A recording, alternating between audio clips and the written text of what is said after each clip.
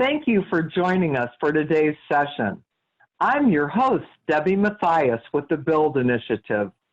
We'd like to begin with a land acknowledgement from Giovanna Archuleta, Assistant Secretary for the New Mexico Early Childhood Education and Care Department.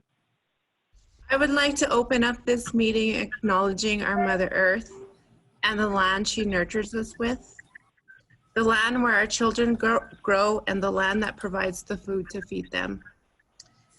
When we talk about these resources, we must also acknowledge the lands of our tribal people and the deep spiritual and long-standing relationship of all tribal nations. Today I come from you from Nambe, the land of my ancestors who cared for it and fought for it so that I may one day live and raise my own children on it. A relationship that predates colonial contact by thousands of years. Our ancestors still speak to us and guide us through our songs, ceremonies, and writings. Through removal, trail of tears, long walks, assimilation, and the idea that by removing children would kill a culture. Our ancestors did not give up. Our tribal people are some of the most resilient people in our country, continuing to raise children to be resilient, who are nurtured through language and culture, the language and culture that cannot be removed. We must also acknowledge all other spirits who were forcefully displaced from their homelands and trafficked for labor and production on sacred native lands. All of us collectively continue to experience the adversity that caused our ancestors and spirits who continue to hurt from actions done to them. Take a moment to pray these people find the healing and peace to raise their children in a world that has so many opportunities, but most importantly, create coexistence free of violence. Tribal people are praying people. This is where we are all tied. Our grandmothers and mothers continue to pray over us. And as tribal people pray, they pray for people in the north, in the east, in the south, and the west. They pray for infants, children, adults, and elders, and our non-human relations, each with knowledge to share with us. As this conference begins, I hope that each of you are balanced in all directions and take a moment to appreciate what Mother Earth has given to us and how she continues to nurture us in many ways. I invite and encourage you to learn who are the original stewards of the land you live and work on and support those nations and children of those land. Thank you. Thank you, Giovanna. The BUILD team is excited to present this 20 webinars in 20 days for QRIS 2020 as we explore ideas, possibilities, and learn together about how we might recreate better, more equitable systems with children, families, and early childhood professionals at the center of our efforts. We're grateful to the many individuals who took time to prepare sessions, generate content, and ideas to share with us. We believe the sessions will inspire you to build on these ideas, continue conversations, and innovate back in your own communities and states. We've learned a great deal as we prepared for the virtual sessions. One of our lessons is that a virtual event draws a much broader audience than an in-person conference. The BUILD QRIS conference was designed for early childhood system leaders at the national, state, territory, tribal, nation, and community levels. As registration rolled in for the virtual event, we discovered many direct service providers, from teachers to center directors and home-based providers, signed up for sessions. We welcome you to our learning community and look forward to hearing your perspectives. We encourage you to share your comments, ideas, and questions in the chat box, which everyone can see. As you know, we had to pivot from our in-person conference to a virtual conference. We would like to say a sincere thank you to our sponsors who made that switch possible. Their support's essential to this event. Well, we've all become familiar with the Zoom platform over the past few months as we've used it to connect with families, friends, community, and colleagues. But we want to point out a few features that may be new to you. First, you can choose your view. In the upper right-hand corner, click on the speaker view to see the active speaker, or click on gallery view to see everyone who has their cameras turned on. Next, we encourage you to provide feedback throughout the session by clicking participants along the bottom, and that will open the participant list. Then click on an icon along the bottom to respond to questions or give us a thumbs up. Let's all try that right now. Everyone do one of those, give us a yes, give us a thumbs up. All right, great. Practice a little bit with that. Great, thank you. We encourage you to be active participants in the session. Please share your ideas, experiences, and questions in the chat box. Often the participants are driving the conversation and the questions, so we really want you to be active in the chat box, and I think that this team in particular wants a lot of feedback and engagement from you. There are polls in this session. A box will pop up on your screen, and we encourage you to respond. This helps us generate more conversation and enhances our learning together. Now I'd like to turn it over to Jeff Capizzano to introduce our session leaders and launch the session. Take it away, Jeff. Hey, thank you so much, Debbie. Hi, everybody. Thank you for joining us. My name is Jeff Capizzano. I'm president of the Policy Equity Group, which is an early childhood consultancy in Washington, D.C. And prior to forming the consultancy, I was a senior policy advisor for early childhood in the Obama administration, and have done a lot of work with states and a lot of work on QRIS. So I'm the guy in the middle on the slide. And if you look to the left, it's my colleague, Kelly Etter. She is Vice President of Early Childhood Equity Initiatives at the Policy Equity Group. She's been trained as a school psychologist and worked as a teacher, early childhood mental health consultant, and child therapist.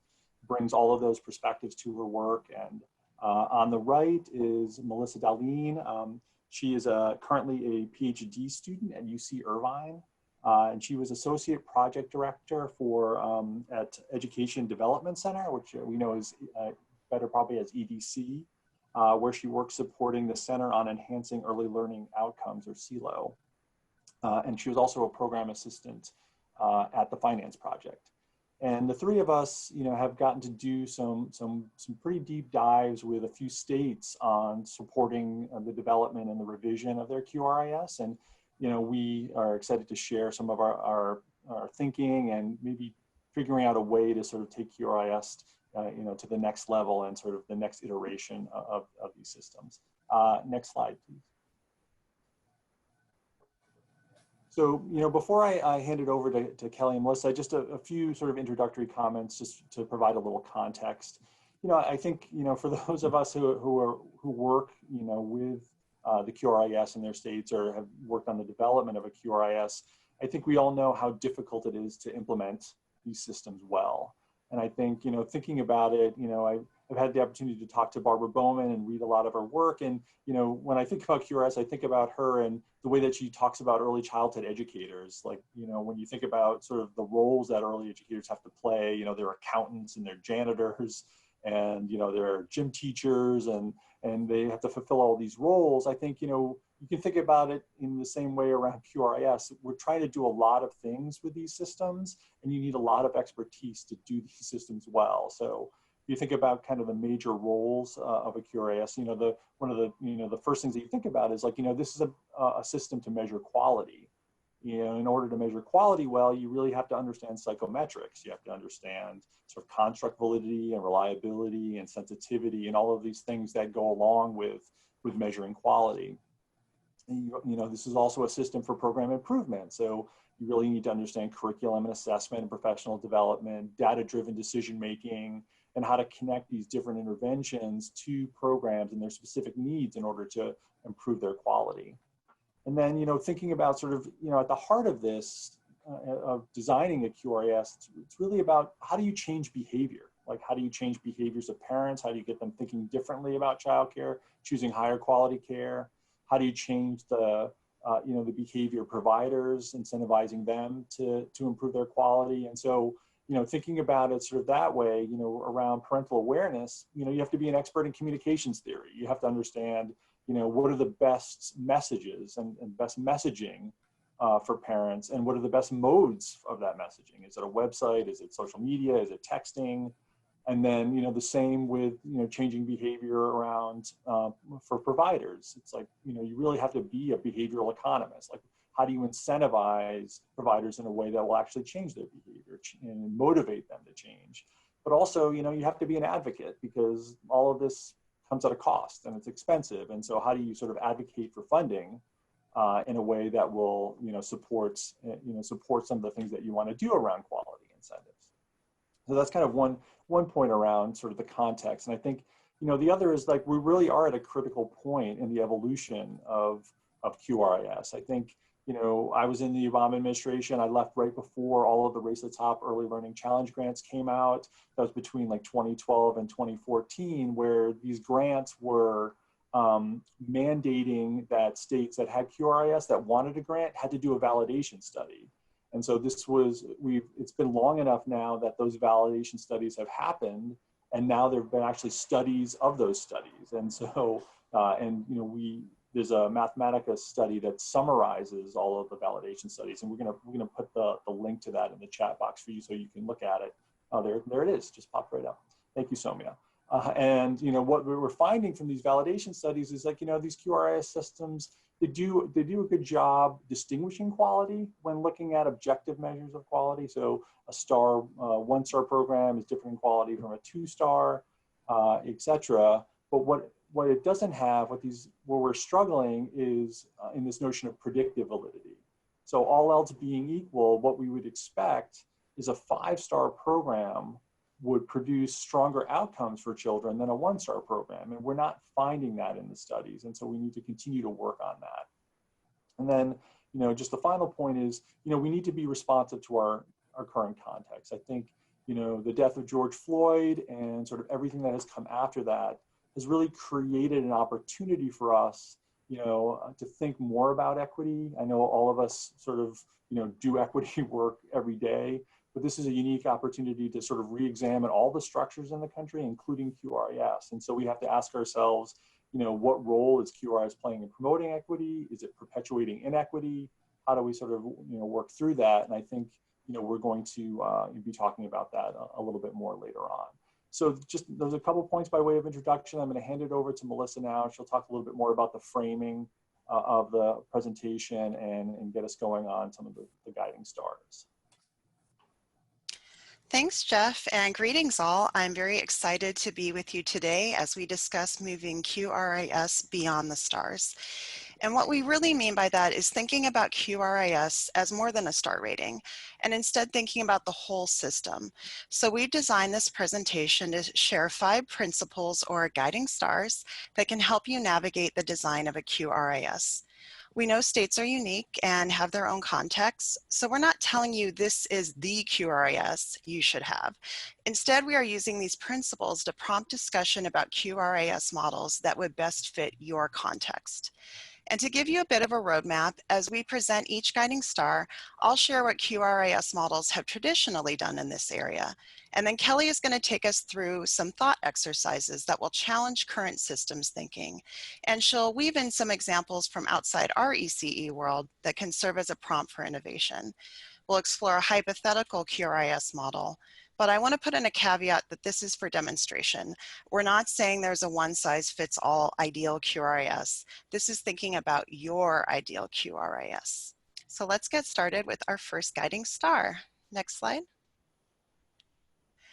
The first guiding star is to measure what matters within your state or context and to measure it well. So what do we mean by this, and how do we follow this guiding star? This really speaks to a focus on the hallmarks of quality. So first, let's talk about what's currently happening in QRIS models before we discuss what could be. Next slide.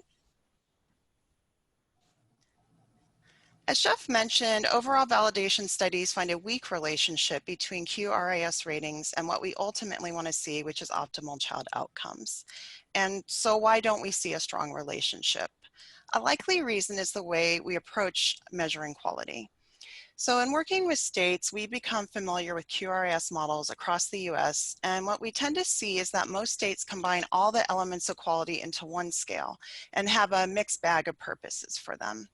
So if you look under the quality measures column in this visual, you can see that QRIS data collected tends to fall into one of 5 elements. And we have some elements that are really strong predictors of child outcomes, like when we measure teacher-child interactions as part of process quality. There is a strong research base that teacher-child interactions directly support child outcomes. But then we have other elements that are important and they do support quality, but are not directly related to child outcomes. So in a sense, they don't go with development and learning, they go with other outcomes. For instance, if you look at health and safety, yes, children need to be healthy and safe to learn, but that alone doesn't predict child outcomes. Rather, health and safety measures are predicting injury and illness rates or child wellness. So we're not saying that health and safety or family engagement aren't important, they're very important. But we're encouraging you to think about the outcome goals that they directly support. And further, when we lump all of these elements of quality into one score, it can weaken a tool's predictive validity. So we want to measure what's important, but keep the measures a bit separate so when you do use the data, you know it's aligned to the outcome you want to predict. Now, further complicating things is this one score is often used for a whole multitude of purposes, like supporting parent choice, or guiding technical assistance, or determining incentives. So this is how it's currently done. Now I invite you to join us in thinking about these questions. Do we have to do it like this? And if we changed it, what would it look like? I'm going to hand it over to Kelly, who could share some possibilities. Next slide. Thanks so much, Melissa. So I'm excited about this concept of reimagining QRIS. I really think if we're going to do that, we need to take a break from early childhood for a bit. I'm going to take you on a bit of a journey outside the box. And I'll start with, my husband is a health psychologist, so I get to learn a lot about his job and the research in his field. And something I find really interesting is they've found that when patients are struggling with something like taking their diabetes medication or engaging in an obesity management program, if the doctor just asks them, why aren't you doing this? Why do you think it's important that you should take the medication? And they say, well, I know I could go blind, or, I might have a heart attack. If they stop there, the patient still isn't very likely to engage in their treatment plan. But if the doctor pushes them a little bit further and says, okay, you might go blind, but why is it important for you to see? Or what would you do with those extra years of life if you had them? And if the patient can connect to their values, things that are important, so like I love to paint, or I really want to travel, or it's really important to me to spend time with my grandchildren, that's when they can really make progress and engage in their treatment plan, if they really identify their ultimate why. So in terms of QRIS, if we think about that, sometimes I think we stop too soon. We think about quality definition and we think about ratios and curriculum, teacher education levels. Those in and of themselves, they're not quality. They're not our ultimate why. Those are things that enable quality. But I think the real essence of quality are things like teacher-child interactions. Those are the things that are directly driving child outcomes. So I want to switch gears again a little bit and give me a thumbs up or a yes or a clap if you're a fan of Top Chef. And all of those Top Chef fans out there know about restaurant wars, right? And you also know that typically what happens is the losing team is the one that just has put way too much stuff and way too many concepts on their menu. So you have one chef being like, well, I'm definitely making polenta. And someone's like, well, I only do French cuisine. Well, I'm obsessed with Sri Lankan street food, so that's what I'm going to do. I'm going to do gumbo. And everyone's like, okay, well, now we need a concept. How do we like group those all together? And they come up with something really lame, like we'll call a restaurant Magellan because our concept is the whole world. So those teams tend to lose. The teams that win are really the ones that start from a really strong concept and then design their menu around it. They try to tell a story with their dishes, make sure everything goes together. So in terms of QRIS, can we start with what's our definition of quality? What are our desired outcomes? And then select the measures that best predict those. And maybe you have multiple ideas and multiple whys in your system, and that's okay, but as Melissa mentioned, we need to keep them kind of separate and modular. You can still serve your soup and roasted fish and curry ice cream, just don't put them all in the same plate because the judges and your psychometricians are not going to be happy. The third, again, I'm going to take you a little bit different direction. Many of you, again, give me a thumbs up or a clap if you know Marie Kondo. So she's this lifestyle consultant, right? And she really guides people through simplifying and really cluttering their life. And her technique is pretty simple. So she says you take everything in your closet, and you dump it all out on your bed at the same time. And then you go through this pile and you pick up things one by one and you ask, does this spark joy for me, right? I mean, after you kind of go through and get rid of things and declutter, you don't just dump it back into the same box in your closet. You go through and, like my mom has always told me, you find a place for everything and everything should be in its place. So really here I'm challenging you to think about your own QRIS and think about, could you declutter your QRIS? Does everything have a reason to be there? Do all of your measures, do they relate to your ultimate why? And where do things kind of live, and can you keep them separate? And so on the next slide, I'll give you kind of an example. Again, we went through this hypothetical exercise of trying to design what a different model of a QRIS might look like. And so we went through this process. Step one was really determining what are the ultimate whys. And so you can see the top row, these desired outcomes, so children's learning and development, child health and safety, supported and engaged families. And of course you could add other ones. You might be interested in workforce or anti-racist and equitable outcomes, or you might have fewer. You might just say, really, the purpose is just child learning and development. Let's focus on that.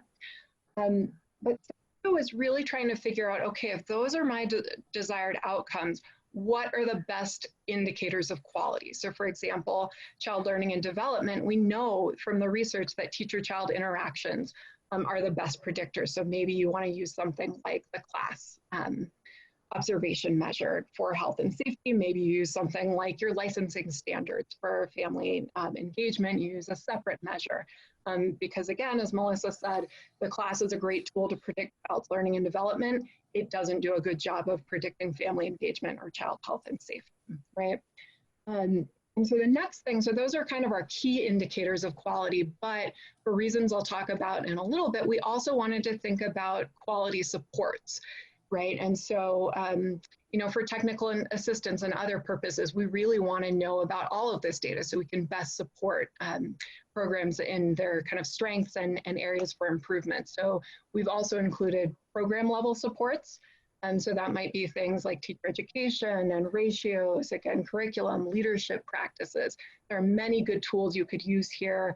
The PASS, the BASS, the Sequel out of Berkeley, the McCormick Center for Early Childhood Leadership has a suite of tools. And then finally, things like classroom structural supports. Again, not necessarily quality in and of itself for things like room arrangement or classroom materials, but you still might want to know those things about different programs. So we'll talk in a little bit about how you might use something like the environment rating scales with the Eckers and the Itters, et cetera.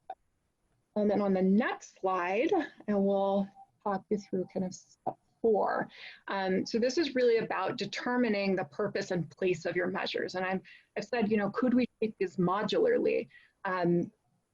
And again, just like we don't have to put everything into 1-star rating, could we use different measures for different purposes? So for example, in this first column on the left, we're really thinking about parent choice. Do parents need every single piece of data that we're collecting? Or are there certain things that matter more for their decisions? So, what if we ask parents and they came back and told us, what's really important to me is that relationship between the teacher and my child. I'm curious about family engagement practices, and I'm really concerned about health and safety. Those are my things. So that's what we give them. Whereas for technical assistance, though, we might want all of this data because we really want to figure out, kind of what are the root causes and how can we best support quality. So we include all of them here.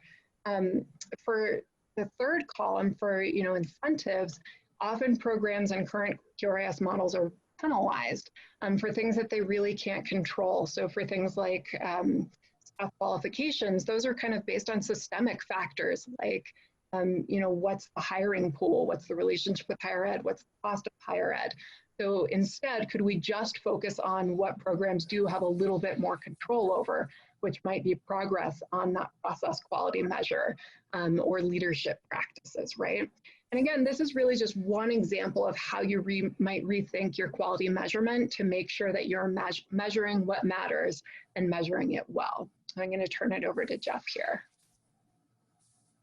Great, thanks, Kelly. I think we want to take a minute to hear from you. We want to hear what QRIS outcomes bring you joy. I know that's a tortured sort of segue from Marie Kondo, but I had to give it a shot. But we have a poll here. So just, we want to hear from you about sort of, what are the desired outcomes in your state's QRIS? And we've got children's development and learning, children's health and safety, supported and engaged families, skilled and supported ECE workforce, diversity, including equity, and then other. Yeah, so not surprisingly, it really does seem that children's learning and development really is at the forefront in terms of outcomes, and that's kind of speaks to the predictive validity question that we've been talking about. Wishing that diversity, inclusion, and equity was more of a focus, and we'll be talking about that in a little bit as well. Give you just another second. Yeah, so we have a winner, children's learning and development. 91% of you have that as a desired outcome for your QRIS, so that's good to know, and we'll be talking a little bit more about that as we move forward. So I'll hand it over to Melissa, and she can talk about sort of our second guiding star. Great, thanks, Jeff. So we've talked about the importance of measurement, and now we're going to move on to how we support providers. And that leads us to our guiding star number 2, which is ensure supports match the needs. And as ECE folks, another way we can think about this is individualized supports. And this guiding star was really informed by what we've heard from QRIS participants. Next slide. So over the years, we've done a number of focus groups, interviews, and surveys with QRIS stakeholders, including practitioners. And we consistently hear 2 themes with regard to the TA providers receive. One is that supports tend to follow a one-size-fits-all model. And second, that there tends to be a compliance and monitoring culture. And what we hear from those in the field is that these approaches aren't working. The ECE system is nuanced and diverse, so providers are looking for supports that meet the needs of their specific program. And they want mentoring and coaching that gets them to a high level of quality. So how can we meet the unique needs of providers in a way that doesn't overwhelm the system? Kelly is going to share some examples of what a tailored monitoring TA system could look like. Kelly?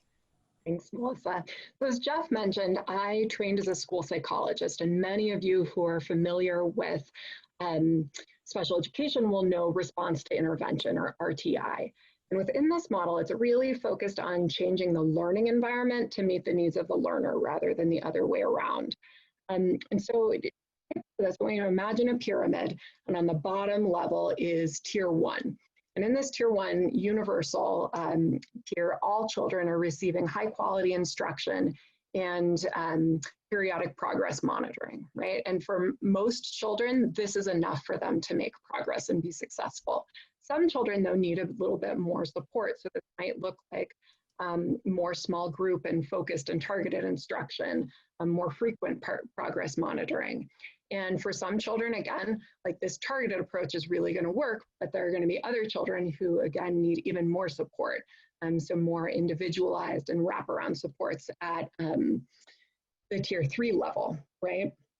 And throughout this approach, especially at the higher tiers, this is a really collaborative approach in response to intervention. You're bringing together your general ed teachers, your special education staff, you're bringing together program administrators, parents. All of these people have unique and important sources of expertise and resources and supports to support that individual child. And so on the next slide, again, I'll walk you through how we might take this concept of response to intervention and think about it through a QRIS lens. So first I'll talk a little bit about monitoring, right? And so think about this bottom tier, tier 1. In our model, we would have all classrooms assessed on teacher-child interactions on an ongoing basis. And part of the rationale for this is there's been some really interesting research recently showing that even within the same early childhood program, that there's a lot of variation between classrooms. Right, so you might have some classrooms that are lower on some things, some classrooms that are higher, even if they're in the same program. So we think this is important that we really try to do more monitoring at the classroom level instead of the program level. Though of course that comes with both some benefits and costs. But then looking at tier 2, if there are some classrooms that are scoring a bit lower on some of those dimensions of teacher-child interactions, this is where you might want to dig a bit deeper and really collect more data. So this is where you might use a tool like the environment rating scales and really try to get to the root causes of those low quality scores. So if I was using the class and saw that a classroom had low scores on behavior guidance, I might turn to some subscales of the environment rating scale to see, what is the room arrangement like? What kind of classroom materials are being used? What's the schedule? What do transitions look like? All of these factors that might be contributing to that behavior guidance score, and then work with the teacher. So again, like this might be enough for some places. In certain cases, though, you really might see some programs that have more systemic issues, right? That really underlie this global low levels of classroom quality. And I had seen, some people are bringing up in the chat the importance of kind of administrative practices. And I think this is huge here, looking at, what's going on at the program level in terms of administrative practices, in terms of, teacher retention policies, compensation, teacher education and training. This is where you look at a lot of things that we currently include in the QRIS, but maybe we only need to do it in some cases where it's really merited.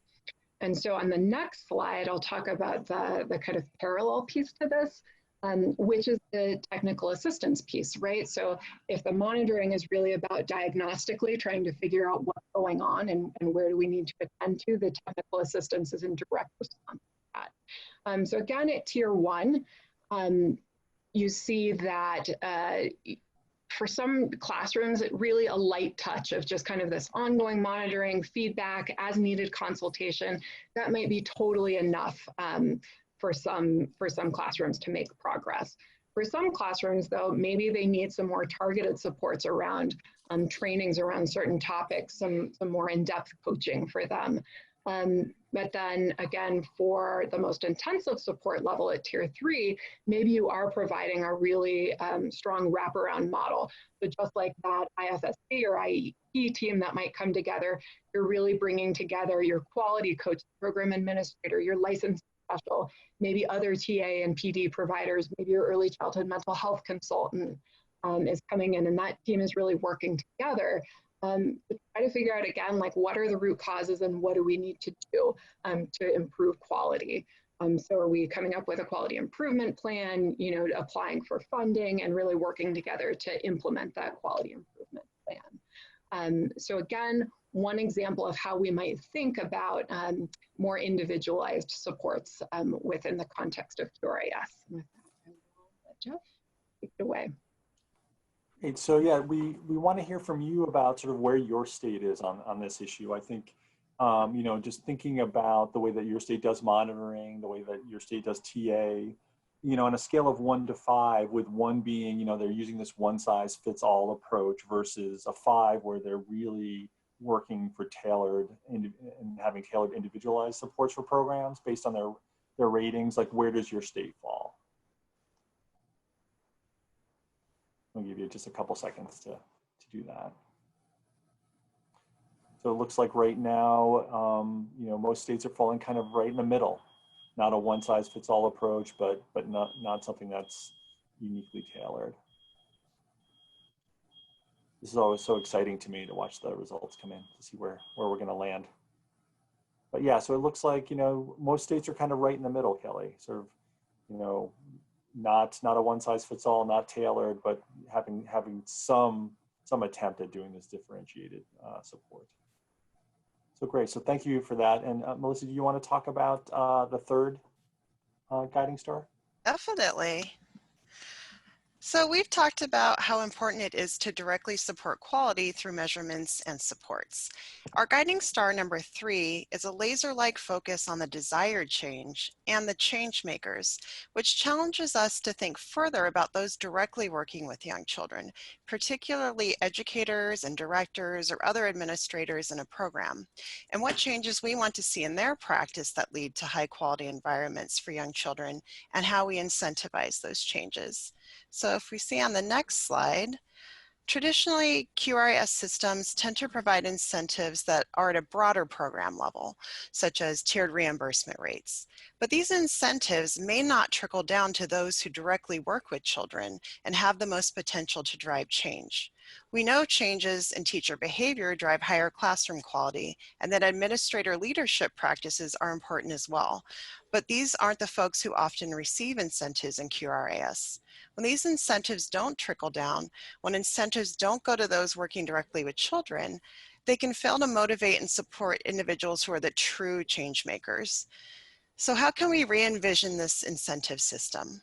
Kelly has some wonderful examples of how to provide incentives that reach individuals working directly with children in order to drive desired change. Kelly? Great, thanks, Melissa. So many of you might be familiar with or even wearing right now a FitBit or another kind of activity tracker. And there's a reason these are so effective. They're essentially like a sticker chart for adults, right? To motivate and support behavior change. And so this has really been part of kind of what scientists are calling a behavior change revolution, where we're learning a lot more about how to effectively support behavior change and changing people's habits, even on kind of a daily basis. And there are 3 things that have kind of come out of this research and this movement. And one is we really need to think about what are our specific behavior change targets. Right? And so part of that might be, you know, foundational teaching practices and really operationalizing what does it mean, you know, to have responsive interactions, behavior guidance, learning supports. But then something that's really interested me is, even though we think of our early learning and development standards as our guiding stars for this system, there are very, very few QRIS. There are a couple that actually talk about the behaviors necessary to support children's learning and development in these areas. A lot of places will say, you know, have to have training. We never talk about like what does it look like? What practices do we want to see in the classroom? Even though we know a lot about that. So for example, we know for children to develop emergent literacy skills, we need to see specific practices around oral language, like asking open-ended questions, you know, phonological awareness activities, supports around early writing, alphabet and print knowledge practices in the classroom. That's what really drives progress across these early learning and development standards. So really being concrete about what we want to see, and then helping teachers get there, right? And we know that part of helping them get there is providing that feedback. And we know from FitBit and sticker charts and things like that, that visual feedback especially is really powerful in motivating behavior change. And then lastly, as Melissa mentioned, you know, teachers are the ones who are driving the changes in classroom quality. So how do you drive change in teacher change? And one thing that they've found is that these micro incentives, you know, small rewards for smaller incremental change can be as powerful, if not more powerful, than waiting until someone has reached kind of a larger goal. And so on the next slide, I'm going to walk you through again just kind of what a hypothetical example of this might look like, of kind of a FitBit for teacher development.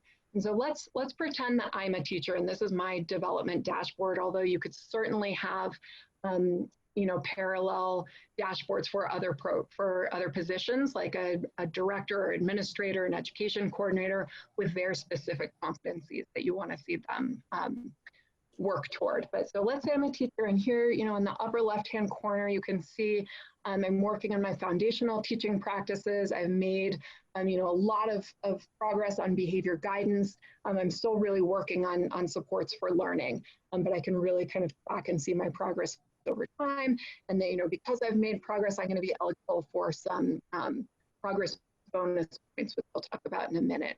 On the upper right-hand corner, you know, in our imaginary QRIS, we thought about this badging, which is really gaining some traction right now. A lot of states are starting to think about that. And we thought, why not tie it directly to our early learning and development standards? And so as you can see, I'm really proud of this. I've gotten my science and my math master badges already. And here I'm working on my emergent literacy practices badge.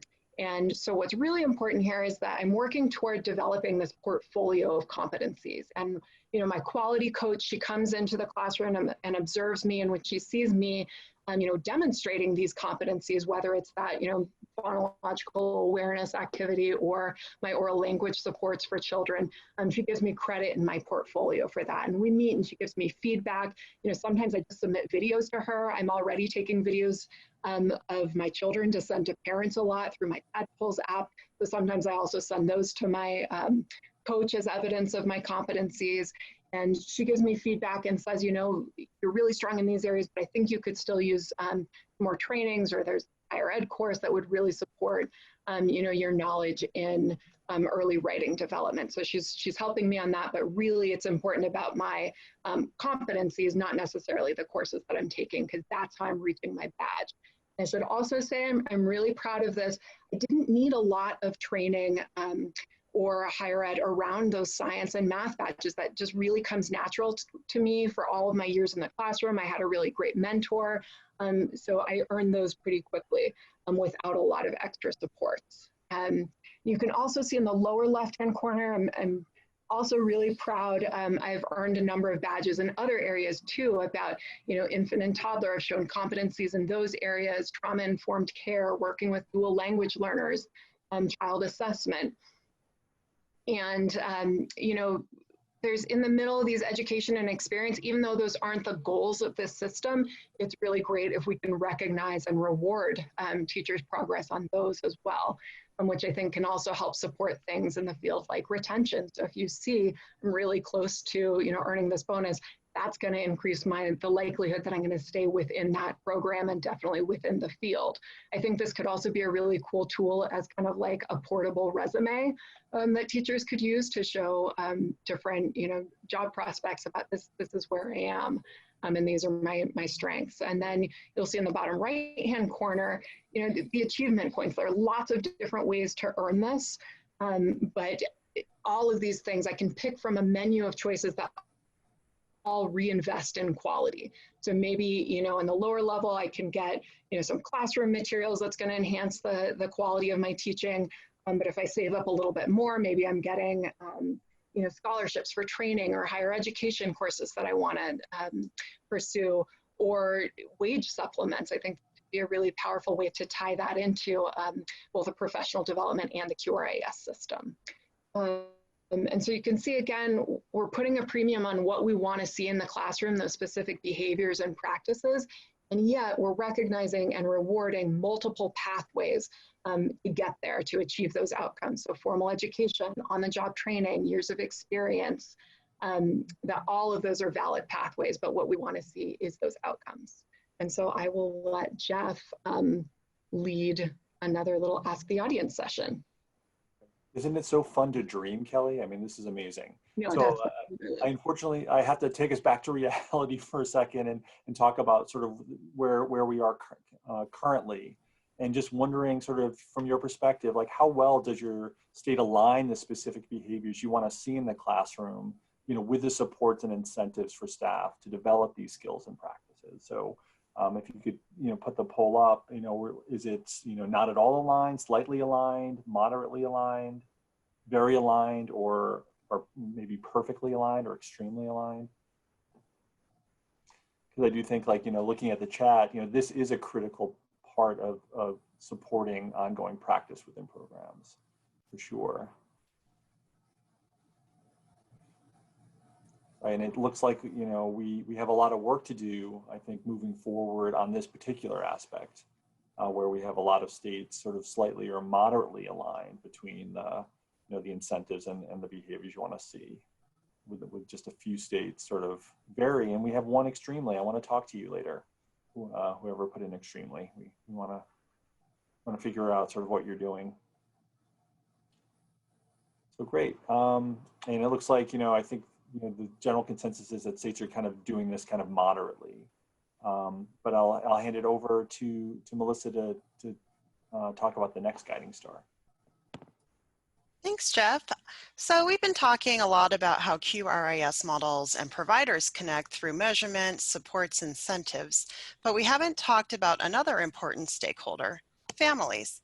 And that brings us to our guiding star number 4, shifting from best for all to best fit for families. Next slide. QRIS models were conceptualized as a way to inform families about quality, which in theory would drive up demand for high quality. Yet how we give families information often doesn't tell them a lot about a program. So families receive a composite star rating, but they don't necessarily know what goes into the rating. And that gets us to our next point, that QRIS models tend to have an assumed universal set of values and preferences. So what we assume families want is the same across all families. And while, yes, all families want their child to be in a safe setting, they want them to learn, what that means to one family may differ a bit from another. And elements of a program have different values for different families. Kelly is going to share some ideas as to how we could take a user-centered approach to better serve families by providing them options to help them identify the best fit for their family. Kelly?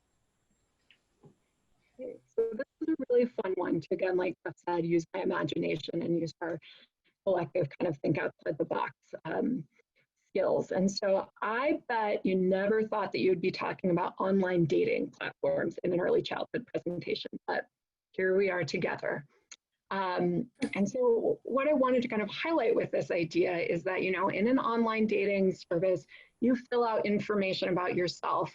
Algorithms kind of map you to others that might be a good match for you based on what they filled out about themselves, right? And some sites now are even telling you not just that you would be a good match, how good of a match you might be with someone else, and on more nuanced dimensions. So for example, your relationship values, your religious beliefs, athleticism.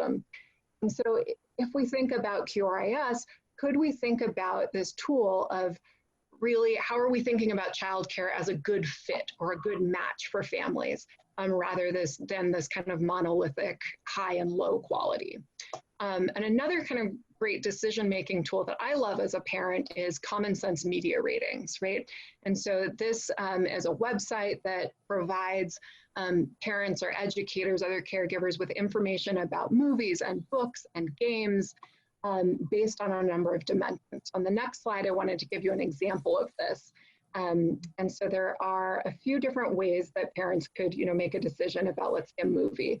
The traditional approach is, we're all familiar with something that's rated G or PG-13. That gives you kind of an overall sense, but doesn't give you a lot of nuance or depth about how to make this decision, right? And so on the right-hand side is Common Sense Media's rating of my 4-year-old's absolute favorite movie in the whole world, Ratatouille. Right, and this is what I looked at, this very screen, when I was trying to decide, would this be an appropriate thing for us to watch together? And I love it, they give you on all of these dimensions, positive messages, violence and scariness, so I can really think about, my child and my family and what that means to me. And then you can get even more kind of fine-grained. So you see I've pulled up drinking, drugs, and smoking. And this is a movie about a restaurant in France, so they do let you know it's France and no French meal is served without a good bottle of wine. There are some parents for whom this would be a deal breaker, right? They just don't want their children to be exposed to any kind of alcohol or drug use, things like that. For me, this specific instance, I was fine with it. I was like, we can use it as a teaching opportunity. So we talk about like, yeah, she's drinking a glass of wine and some beverages are just for adults. And my kiddo gets that now. It was definitely a learning opportunity for her. But so again, like this is each individual parent can go through and see how their values and preferences map onto the ratings of this movie and ultimately decide what's best for them and their family. And on the next slide, I'll walk you through, how might we think about using these frameworks, or how might we make the childcare search process a little more like online dating or this review of Ratatouille, right? And so let's say I'm a parent, which I am, and I actually went through a childcare search process pretty recently, so this feels very real. But I would have loved to have something like this at my fingertips, where I'm asked to build a profile about what am I looking for in a program. And so thinking about, what types of classroom experiences are most important to me? Is it these kind of sensitive, responsive teacher-child interactions? And I'm looking at the left-hand screen with the pink bar, just so you can kind of follow along. Is it, am I concerned about my child's behavior and I really want to find a program that has, positive behavior supports? Is it things, around emergent literacy and numeracy support? The reason why we were going through a childcare search recently was that my daughter was it was a great program, but it was very, very focused on kind of those pre-academic skills. And granted, like she got to where she was almost reading. It was great. Lots of parents in the program were thrilled with this approach, but for us, for my family, and for specifically my daughter, we really felt like something with a stronger social emotional component rather than a lot of kind of individual work that the children were doing would be a much better fit for us. And so that's kind of just my personal experience about different quality features matter differently to different parents, right? And so similarly, in this middle screen with the yellow, there might also be program level features that I'm looking for. So health, nutrition, well-being, serving children with disabilities. Maybe I really want somewhere that's strong in anti-bias curriculum and cultural responsiveness. At the time when we were actually doing this search, we also had a new baby. And so we were thinking toward, can we find a place that really specializes in infant and toddler care? As well as these other things. So this might be a place where, programs could earn badges in these areas, just like the teachers could earn badges. And then, on the right, things like trying to get a sense of a parent's risk tolerance for health and safety violations. So I have a friend who, when he was looking for childcare for his son, he wanted to see every single licensing violation a program had ever had in their entire history. And if there was even one, he was not sending his kids there.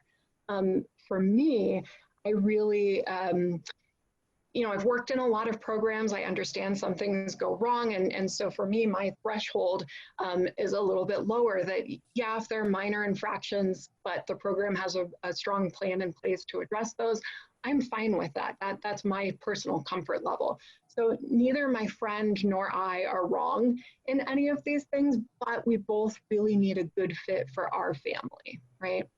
And so on the next slide, I'll show you what it might look like to have these kind of customized, tailored, individualized matches presented to me. So on the left-hand screen, based on the information that I entered for my family, I might see these promising matches for me in my area. And kind of the degree that they're a fit. And so I might want to learn more about Creative Year's Early Learning Center. So click on that, I get a little bit more detail. It's a 95% match for what matters most for me and my family. And I can kind of look at, okay, maybe not as good of a match what I was looking for on kind of family engagement, really good match on health and safety. But I really want to learn more about, this child learning and development. What are kind of classroom quality practices? What do they look like? So on the right-hand screen, this pink one, earlier we talked about how classrooms, even within the same program, can vary. sometimes pretty dramatically. And if we think about what a rating is, really it's like, what's the likelihood that you're going to have a particular experience? And so, you know, a 5-star rating of a restaurant doesn't guarantee that I'm going to have a 5-star experience, but it's kind of a good guide. So the same kind of principle here in decision making, maybe I want to know that, oh, actually, you know, there's a really wide spread on responsive interactions at this program.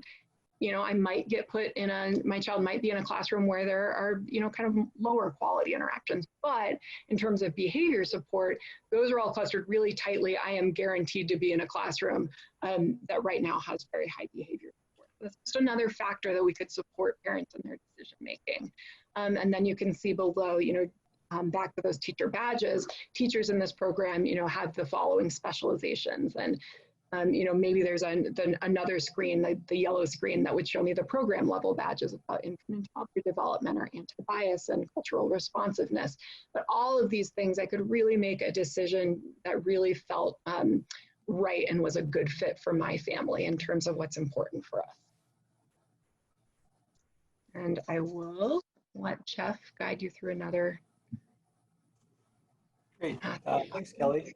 Yeah, we're interested in, you know, learning a little bit more about, you know, how well your QRIS system plays matchmaker between families and providers. So, you know, how effective is your current system at supporting parents in finding the best fit childcare options for their families? Not at all effective, slightly effective, moderately, very effective, extremely. So it looks like we're coming in at about almost half at slightly, and a third at moderately, with a you know, a fairly significant percentage saying not at all. So, so that's good to know. It looks like we definitely have work to, you know, in making these systems more like eHarmony for sure. And it, yeah, ended up slightly was the, you know, is the overwhelming response there at 46%. So Melissa, do you want to talk about the next star? I do. Thanks, Jeff. So we've been talking about shifting from this universal approach to a more tailored best fit approach.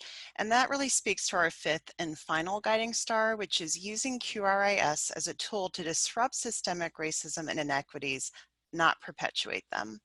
So on the next slide, we'll talk about the way traditional QRIS models have done this. So for one, we look at how we define quality. So quality definitions are often driven by research, but something to keep in mind is research is often conducted using middle-class white perspectives. So this is something to think about as we look at the literature. Also, the way financial incentives are structured may exacerbate inequities. For instance, rewarding higher quality programs and not providing the supports to programs that really want to get to high quality that aren't quite there yet. Also, the way quality standards around staff education are structured, for example, having a BA requirement, are tied to an education system that perpetuates white privilege. And also, current structures can lead to disproportionate access for families to high quality programs. So what can we do to disrupt and not perpetuate? I'm going to hand it over to Kelly to share some ideas. Update my PayPal, you know, with a legit credit card. So I want to talk a little bit that credit card's the whole credit card we have. And this comes from the renowned race scholar John Powell out of Berkeley, and he talks about how, you know, there are 2 types of policies: universal, which means everyone gets it, or a targeted policy, which is only some people get it. And he says neither of those approaches work very well, but he proposes this new approach called targeted universalism. So he gives the example of, you know, if our universal goal is that everyone has access to affordable medical care when they need it, you know, some people are going to need a little support, if, you know, maybe not at all support in achieving that goal for themselves. Some might need help paying for insurance, right? But for some, insurance isn't the barrier, but it's that they don't have any medical facilities near them, or lack access to transportation, or there are language barriers, or it's a combination of any and all of these, right? So no one solution is going to ensure that we reach our goal, but rather if you can provide targeted supports in response to these individual needs, you'll be able to be on that pathway toward making progress toward that universal goal, right? And on the next slide, I want to think about this targeted universal framework in the context of QRIS, right? And so on the left, if all programs are continually improving quality, if that's our universal goal, and like Melissa said, if we're able to first define quality in a way that makes sense for everyone. So, you know, for example, we think about behavior guidance. If we say, you know, the teacher effectively redirects misbehavior, you know, are we thinking about that implicit bias and what misbehavior means to different people, to different families, to different cultures? But if we're able to do that, so a little caveat there, then what kind of targeted strategies can we use to really make sure that all programs are working toward improving quality? You know, kind of by default, because it's a rating system, QRIS sorts programs into winners and losers, right? Often though, it's more due to these systemic factors like programs' location, the income of their parent base, the hiring pool that they have access to for staff, how other systems like higher education interlock with these things, right?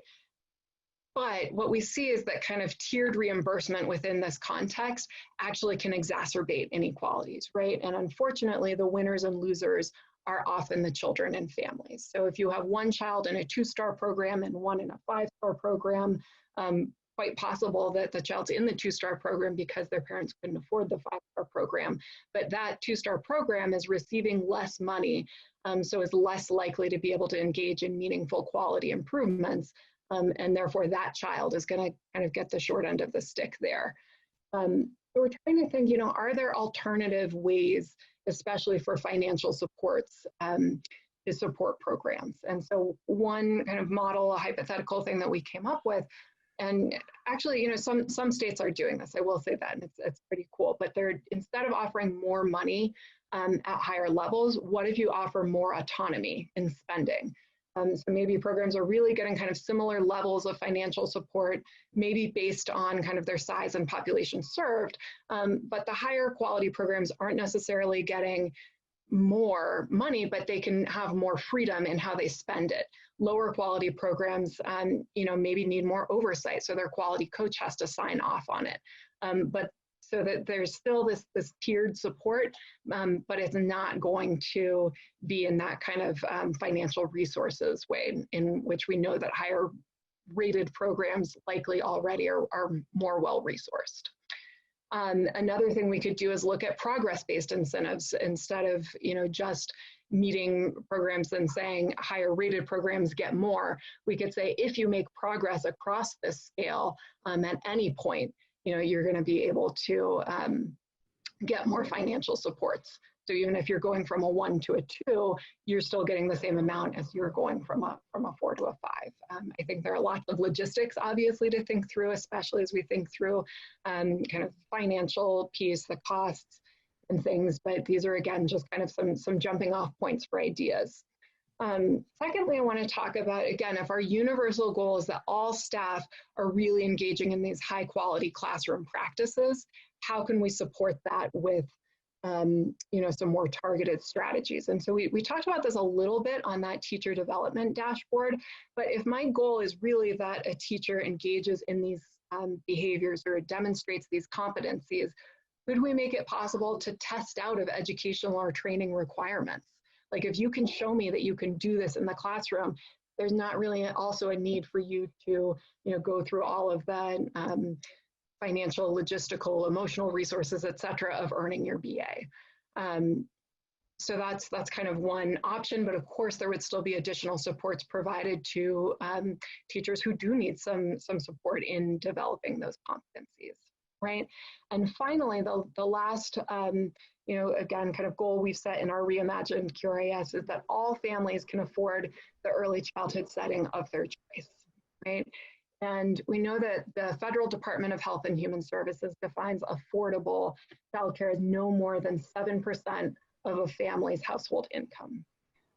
We also know that Black and Hispanic families are much more likely to be cost burdened than whites.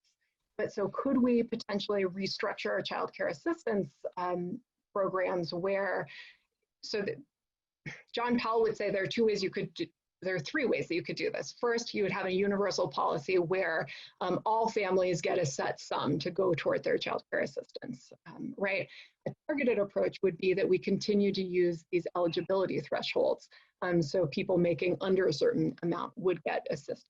What if we restructured it though to say all families get whatever they need such that no family is paying more than 7% of their household income? Right?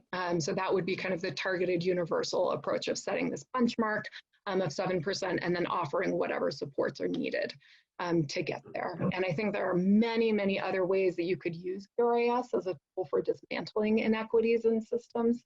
And Jeff's going to kind of invite you to think through what needs to be done in your own state. Great, thanks, Kelly. Yeah, we want to hear from you, and just take a second to kind of reflect on your QRIS and just to think a little bit about sort of, which inequities, do you think your QRIS might be perpetuating in the way that it measures and rewards programs and the things that they focus on. Are the quality indicators, representing really middle-class white perspective, like a dominant culture perspective? Are the financial incentives exacerbating equity, kind of like what Kelly had talked about?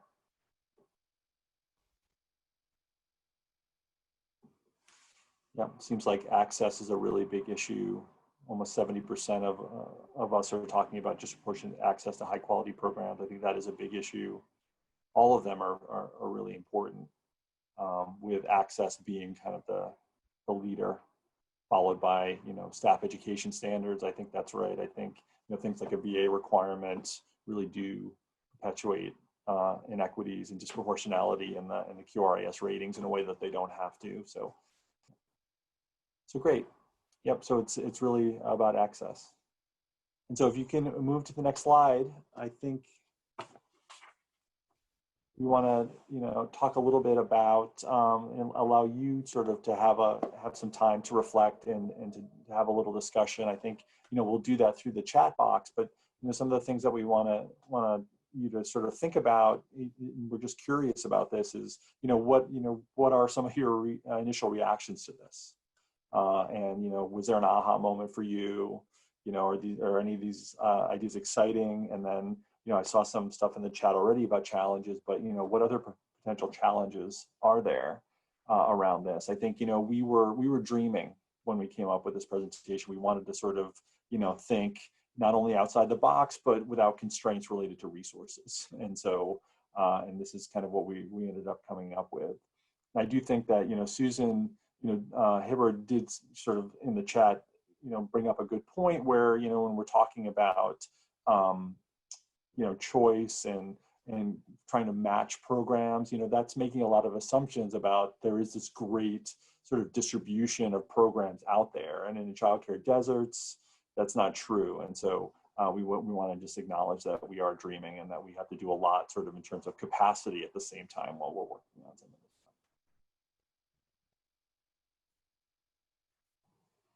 stuff. Okay, so Kelly, I might need a little help here. Let's see.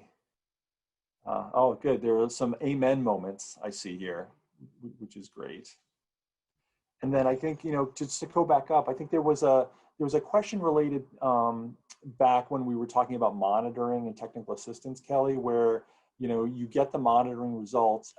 How do you see sort of the system working around, triaging the programs and putting them into the different tiers? Like, whose responsibility is that? Have we given some thought to that?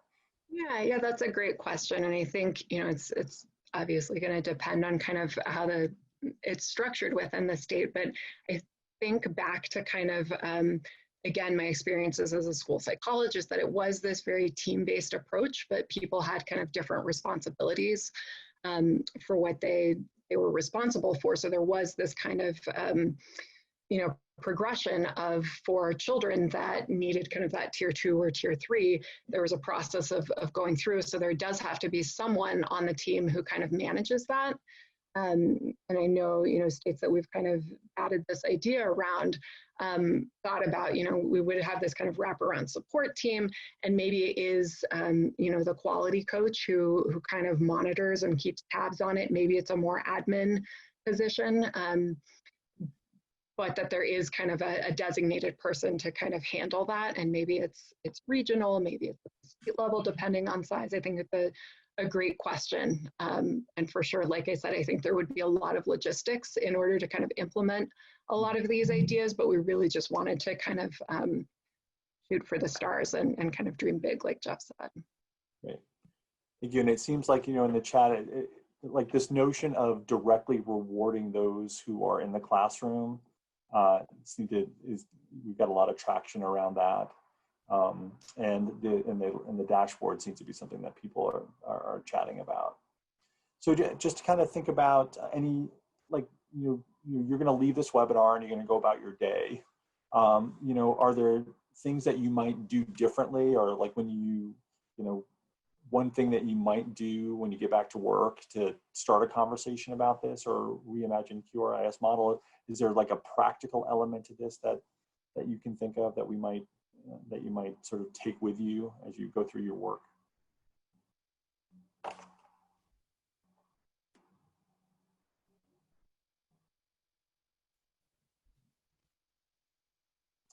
And also we posted the Powell work from Berkeley that Kelly was talking about in the chat as well. The targeted universalism paper.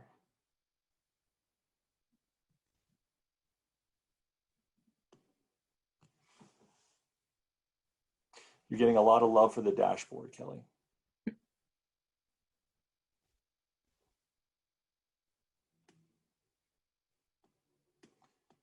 Great. So excellent. I think any final thoughts, Kelly or Melissa, before we turn it back over to Debbie?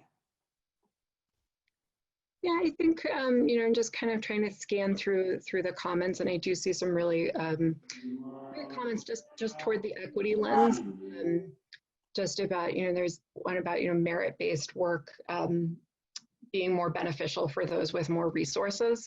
And yeah, I love this quote, if you have no chips, you can't play, you can't win. And I think that's such a fundamental, quintessential part of this work. And I don't think that we give you the answers today, right? Even when you think about competencies over credentials. She froze up on us. Sorry about that, guys. But it does seem like, you know, in some of the other things that, you know, are coming in through the chat, I think, you know, I like this notion of not thinking about a QRIS as an on and off sort of switch, and more about something that is, you know, part of a continuous quality improvement model, and really trying to figure out ways of, you know, figuring out where programs are, what their, you know, what their needs are, meeting their needs, reevaluating and moving forward. But yeah, I think that one of the points that we were trying to make, and I would love more kind of feedback or kind of discussion about this, is that in terms of like the BA requirement, that was kind of a starting point for us, right? We know that there are a disproportionate number of Black and brown teachers compared to white teachers who do not have a BA. I don't think it's true, though, that there's a disproportionate number of Black and brown teachers who are not engaging in high quality practices. And so that was kind of our intention about focusing on the competencies. But again, we would love to continue this discussion of how do we even take that further in terms of how do you allocate limited resources and supports within the system to try to really drive true equity across the system. Great. Thank you, Kelly. And thanks to all of you for hanging in there with us and being a part of the presentation. I'll hand it back over to Debbie to do some closing thoughts. And it's been so much fun to think about and play with the ideas about reconceptualizing where are we trying to get, how are we lining up incentives and practices with our theories and visions, how are we simplifying and, you know, getting to the outcomes that we desire. I've really enjoyed taking the time to just get out of kind of the box that we've created. You know, QRIS really means that you're considering quality improvement practices in terms of incentives, supports, engagement, you know, and standards. It's really putting all that together. And I think that if the past experience of a couple of months has told us anything, it's that we can freshen our approach, come up with new ideas, invent, you know, new ways of creating equitable systems for children, families, and practitioners. So I've really appreciated this kind of break from, you know, where we are and what we're doing to thinking outside the box a little bit and playing with ideas. And I think that that's something that many of our participants will take back home with them in terms of sitting around the table and examining the systems that they're creating and thinking through again in novel and creative ways. But we certainly appreciate you sharing all your expertise and ideas. Before we go, we're encouraging folks to give us some feedback about today's webinar. Some poll questions are popping up on your screen, but let us know in the chat box. That's even more valuable to us than the poll questions. Share your ideas, what this has sparked for you, what you're thinking about, how this might have flipped the switch on different ways you're considering or working. And, you know, really what I'm hoping is that next year we can have a conference and revisit this session again and these ideas again with a new lens of what we're learning from states and from communities about co-creating together quality settings for children, families, and our esteemed professionals working in the classrooms and programs.